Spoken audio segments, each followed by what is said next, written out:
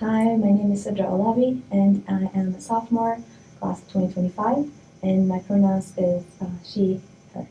My name is Isabella Howard. I'm class of 2025, and my pronouns are she, her. I'm Sam Osius, class of 23, he, they. I'm Lucy Abell. I'm class of 2023. My pronouns are she, her. My name is Yelena Fleming. I'm a sophomore, class of 2025, and my pronouns are she, they. Yes. There have been some big ones.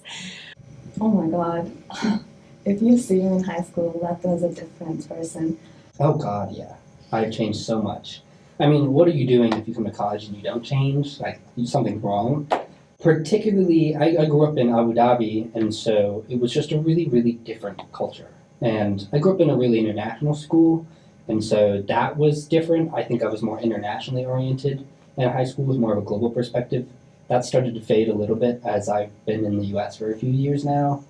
But more than that, I'm just a lot more capable. I can do more work. My work is of higher quality. I'm more confident in my abilities. I'm more willing to take risks. And I think a lot of that has to do with my time at William Mary, the people that I've ended up just spending a lot of time with. I was really introverted. I didn't know English that well to speak.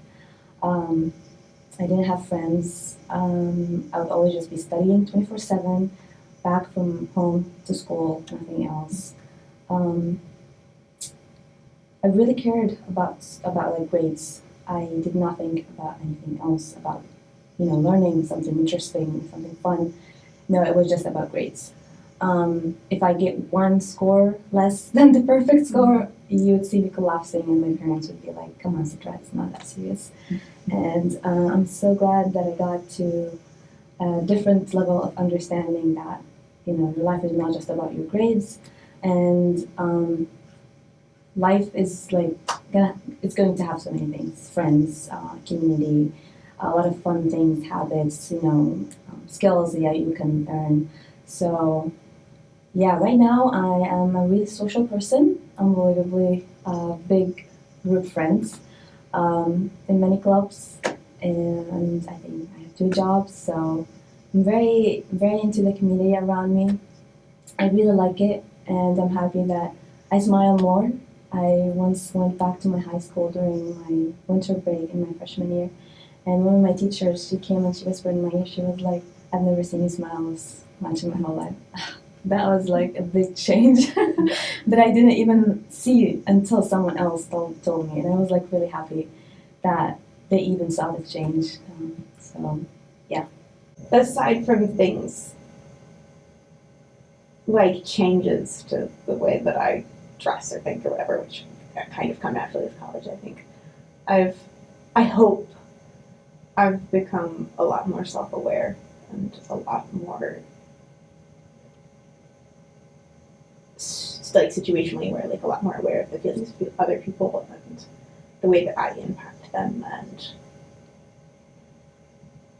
sort of more aware of how I came to be the way that I am, and also how other people's experiences have shaped them. I kind of took myself and other people very much at face value when I was in high school, and I think that being in college and also just my own life experiences made that much, much, much harder to do.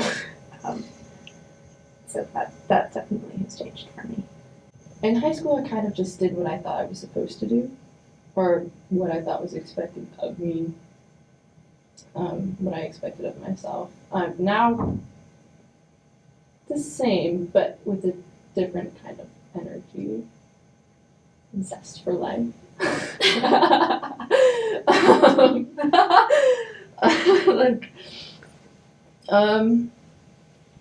Yeah, I let myself do more fun things. Fulfilling things. I'm more myself. Not that I was ever not myself at a point, but there was a point where I didn't feel like I was allowed to take up the space that I needed to. Like being, like triple minority, queer, woman of color, that kind of thing. I was always like afraid to like exist like that, because I'm like, what if I'm like being too loud? Like, what if I'm being too like such and such? But I'm like, no, like the world's like made for you to take up space and like it's not made for you to make yourself smaller. So it's like, why would I do that? Like, my parents gave me, not to be silly, like the gorgeous gift of life. So why would I like waste time trying to make myself smaller for all the things that they've done for me and like the sacrifices that they've made for me to exist how I am? So I've definitely changed in terms of, I guess, like the confidence of being able to say that aloud. Because like 2 years ago, I would have never dared to say any of that in public aloud, let alone to myself. So I think that's a really thing that I take for granted a lot, that I'm allowed, or like that I've given myself permission to exist so fully. Ooh, coming to William & Mary. That's the best decision I've ever made. But I don't know, it might actually be, for real. I feel like it's probably a little bit of a cheesy answer, but coming here, I think, was a really, really good decision for me. It sounds so stereotypical, but I think coming here was one of the best decisions I could have ever made for myself, because the community that I found here, I could have never imagined. The way that I found myself here, I could have never imagined. I feel like it was the first decision I made. Because a lot of good things have happened to me when I was younger, like 18 before, but they weren't my decisions. No, they were my mom's decision. I just followed her, whatever she wanted to do. I also had to do. So I think coming to William & Mary was probably the first really consequential decision I'd ever made in my life. And I am of the belief that no matter where you go for college, you'll be okay, you'll find a way to make it work, but I do think I really lucked out in coming here. These last 4 years at William & Mary have shaped who I am today, and I don't think I would be as confident or prepared for sort of adult life in the professional world than if I'd gone to somewhere else that wasn't William & Mary. I just think this is a really special place, mostly because the student body is really unique, uniquely non-competitive, but also really motivated and intelligent and passionate about what they do.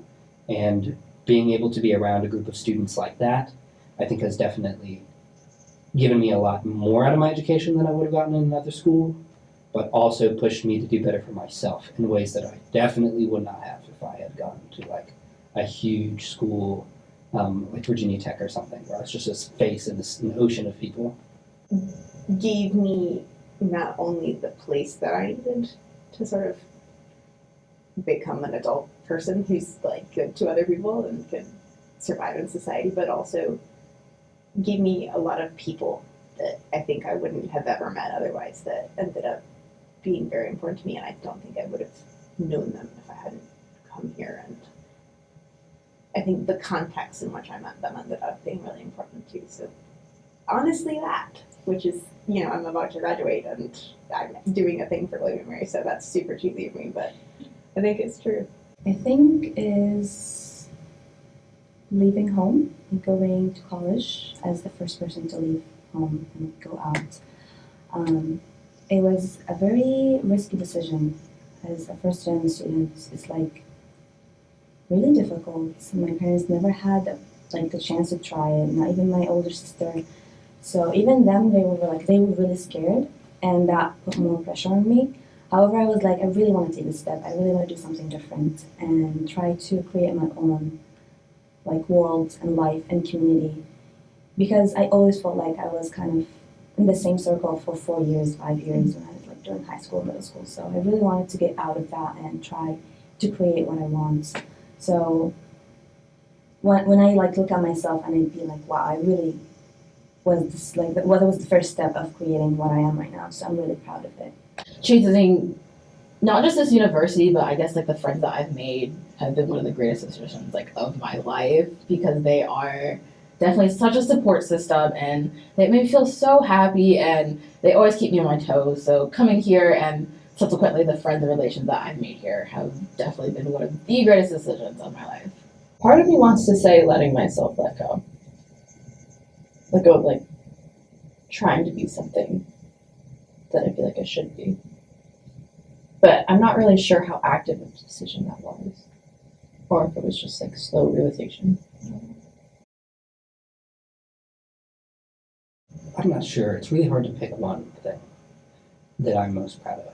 But I would say something I say to myself a lot is just to be proud of that I'm here, that I've gotten this far, that I'm a few weeks away from graduation.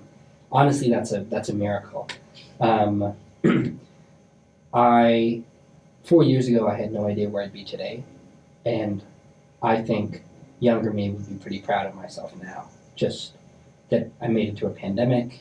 My mom had a stroke, that I was able to double major somehow, that I didn't fail out, that I get my work done, all the skills I've gained and all the people I've met and all the things that I've been able to do. I think I'd just be really proud of where I am right now, and that's good enough for me. On paper wise, I'm proud of my academic performance in high school, college, but in a sense of fulfillment wise, I'm more proud of letting myself be more than just someone on paper. This year I'm trying a lot of new things and allowing myself to do things I'm enjoying or things I think that I'll enjoy. Stepping out of my comfort zone.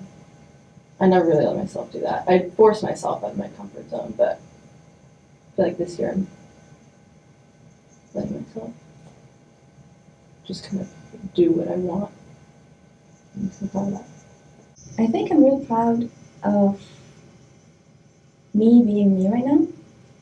I don't think I could have imagined myself wherever I am right now if I was 5 years ago. Talking about it, what's going to happen after 5 years ago? I don't think I would ever imagine myself where I am right now. So maybe just being a college student, having friends, community around me, that I'm proud of being in between there. I guess I'm really proud about how far I've come because I would never have graduated high school and I guess people recognize myself how I am now. I'm a lot different. I feel more comfortable with myself. The fact that I'm allowing myself to take up space because I used to put myself really small because I didn't want to be too loud to anything. But now I just feel like I can be more myself. I'm doing my science stuff. I'm in a really awesome lab. I'm doing all these things that I could have never dreamed of. So it's awesome to say the least. Mm-hmm. Yeah. I didn't have the best time of my life between the last 2 years of high school and the first year and a half-ish of college. And I think that in the long run, I've really dealt with the stuff that I went through there much better than I possibly could have. I think I not only sort of escaped from it, but also have learned from it and become a better person because of it, and I'm really proud of that. I think that's something I could very easily have not done that, and so I'm very pleased with myself that I did manage to. Oh, absolutely. But also no. My immediate instinct is yes. I mean, there's so many things I'd love to change. But in reality, no. This is a question that I sometimes think about a lot. I think about things I'd like to change. And then part of me is well, then I wouldn't be who I am. So I don't think I would. I would actually say no. That's because I always have that belief in me that whatever happens is for a complete reason that we are unaware of, and we're going to know why and the reason why it happened later on. So yes, I do regret some things, but I feel even if I changed it, I'm gonna get back to the same position I am in right now. I would in theory change things about my past. I've definitely caused some problems in my life, and I've had problems caused to me in my life, but I don't think I would change anything, even though some of it really sucked and sometimes I felt really bad, but because I am who I am because of those things, and I like who I am. So, in the end, no, but theoretically, absolutely. Sometimes I would, but then other times, like now, since I'm doing good now, I don't think that I would change anything because all the little moments, all the good things, all the bad things, all the kind of mid things between are what got me to this place. And right now, I am presently pretty happy with who I am and how things are going. So I don't want to say I wouldn't change a thing because there are days, as there will be, where you like lament about decisions that you made. And all you can take, like all you can do is kind of take it and like move forward because you can't change the past, and stressing and worrying about that isn't going to make anything better. Truly, like you're allowed to like feel sad about like what happened, but and remorseful even, but like sometimes things just happen, and that's okay. I mean, could have, would have, should have, doesn't really make a difference. And all the things that have happened to me are who have made me who I am now. And right now I'm okay with who I am, feeling pretty good about it. So it's not worth messing with that.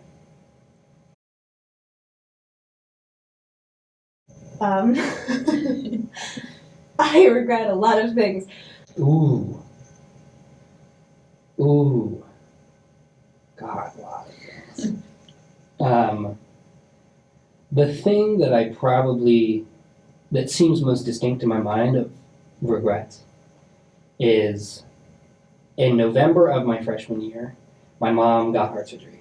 And she came out of the surgery and everything was great. And we talked on the phone and she was like, I'm feeling good, but would you just call me a little more than you usually would and just chat because I'll be recovering in the hospital for a while? And I didn't.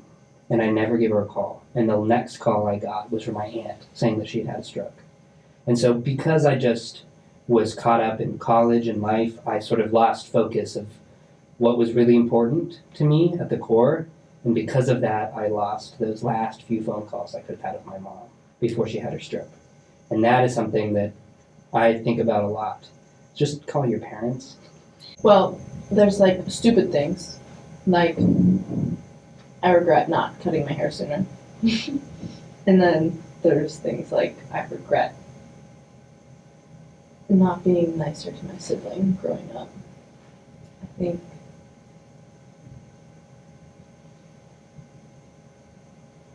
I don't know. I think I was rude just because I could be. And that's not cool. I mean, they weren't the nicest to me, but I regret not being nicer. I think we'd have a better relationship now. I guess one thing maybe I did regret when I first came to college was not like coming out like sooner in life, as many queer people do. But like that kind of stuff, it's a journey. There's not like, oh, you like discovered this at X date. Like, because sometimes I like regret and be like, oh, I miss out on all these like life opportunities, but life happens in different ways for so many different people. And, you know, my story is not the same as your story, and yours isn't the same as mine. And we all exist in a different way because the world would be so boring if we were all carbon copies of each other with the same story. That's why life is amazing, because everybody has a different story to tell. And I think I've like finally become comfortable with the fact that like I've come out at this point in my life. So I guess now I don't wish that I came out sooner, because I'm like, there's no timeline. Like, we came out right on time, definitely. Like, it was just happened then. And if it happened sooner, that's okay. And if it happened later, that's okay too. So I guess that's one regret that I did have, but I've like sorted out amongst myself. I'm a people pleaser. And there have definitely been times that I have made making as many people in a situation as possible happy more important than the happiness and comfort of the people that are more important to me in that situation. And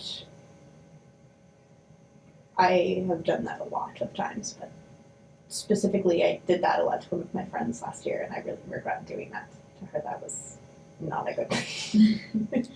I think I regret saying this sentence to my brother, my one that's younger than me.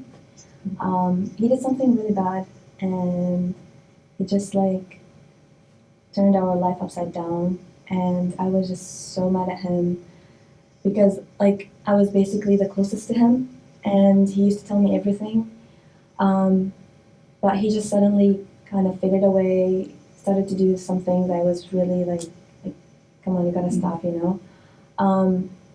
And seeing how the family started to collapse, kind of thing, and how that impacted my parents and my mom's health, I was like very mad to the point where I texted him. I was like, someday you're gonna be looking at us and being like, how stupid I am, how did I do all these bad things? And you're gonna regret all the actions that you have done, and I will be just watching you looking at us.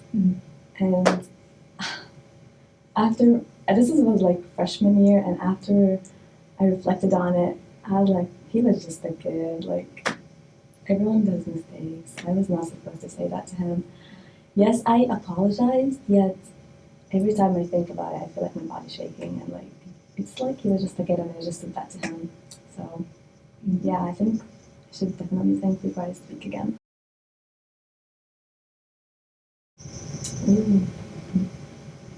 That's a great question. I think I enjoy thinking about the times that I didn't actually enjoy while they were happening. The only way I can explain that is with an example. So I'll just say, my parents had a business, and so I would go with them to like sell the products at festivals and farmers markets. And I hated it, to be frank. I did not enjoy it. But looking back, those are my favorite memories, just because of, I don't know, how unique it was and how, I don't know, I feel like people bond in times they don't enjoy. Maybe I'll give you two. The first one that it's not necessarily that I like to think about it, but I think it helps me, is I try to remember not the very beginning of the pandemic, but somewhere in the middle where everything was closed and nothing was happening. And that just helps me remember that even though my day-to-day, when it gets stressful and tiring, can seem so real and so scary, it doesn't really matter because the whole world could just kind of shut down and change overnight. And remembering what it was like in the quiet and the peace when there was nowhere to go, nothing to do, nobody outside, just helps me sort of ground myself in a greater perspective. I like to think a lot, and I found myself thinking a lot recently about my first few days at William & Mary, my orientation, and who I was when I showed up on that hot day moving into I&M, sweating. I had no idea what I was doing. I didn't know anybody, and just who I was and how far I've come and how many people have become such good friends along the way. I'm just feeling nostalgic, and so I've been thinking about that a lot. So I grew up in the like very, very middle of nowhere. Like I lived way out on like this weird little dirt road in the mountains. And my kind of my closest neighbor, but I live in the middle of nowhere, so neighbor, has a really huge farm that she doesn't really use. And so she has this gigantic field that she keeps sort of behind my house a few, like half a mile, that she just kind of keeps clipped. And I would, during the pandemic, I would walk around that field every day, like loop the outside of it. And I would usually bring a book and then sit somewhere in the field and read. And I really, really like thinking about that. I haven't done it in a long time, but that was not the happiest time in anybody's life, I don't think, but doing that felt very peaceful and good and calm in a way that it's hard to achieve again now that life is sort of much more normal, and I can't every day like leave my, like there's nowhere in Waves for me to do that, but even if there was, I wouldn't have time to do something like that anymore. But it was a really beautiful place, and it was a really fun and calming activity, and I like to think I revisit that memories of that a lot, just because it was a really good feeling that I think it will be very hard for me to get back outside of that really specific context. I really like to think about a moment when I was in Egypt. I have one sister and three brothers. It was one of the nights during summer, we were like, let's just stay up till sunrise. And I remember just us sitting in the living room playing with, I don't know, some games we create or whatever, just some chit chat things, weird conversation. Even us, like in that age, we were like, let's talk about life. Also, it was kind of crazy. I think I really liked that moment. It made a lot of bonding among us, and I think I feel like all of us still remember that day very well. Yeah.